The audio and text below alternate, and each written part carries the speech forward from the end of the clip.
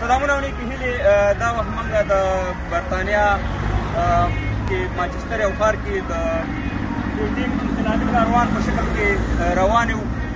په بولټن کې زموږ غونډه ده دا تاسو لیدلی شئ الحمدلله زموږ کاروان چې یو هغه سر نه بل سره پورې نه معلومیږي دا تاسو راغلی راشئ دا وګورئ الحمدلله دا د احمدشاه بابا لښکرې دي انشاءالله او تاسو وګورئ چې دا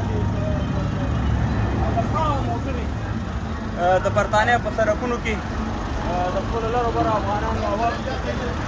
هغې سره پورې دا ګرد دی خو راځي دا چې وګورئ تاسې الحمدلله ټول ځوانان راغلي دي ټول افغانان راغلي تر څې خوا پورې ګورو نه ښکاري دا هغه سره پورې دا موټرې دي او قطار دی او ډېر یو جوش دی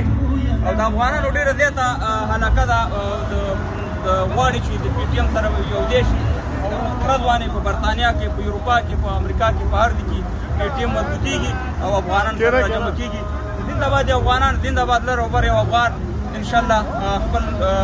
منزله پورې به ځان رسوو او د تور استعمار به انشاءالله د دې پاکې خاورې نه ورکوو په دې خاوره باندې به صرف د افغانانو د پښتنو اختیار وي دغه لنګمار به انشاءالله یو ورځ په خیره د دې اټک نام دغه شان دی اړو ډېره مننه خوشحاله به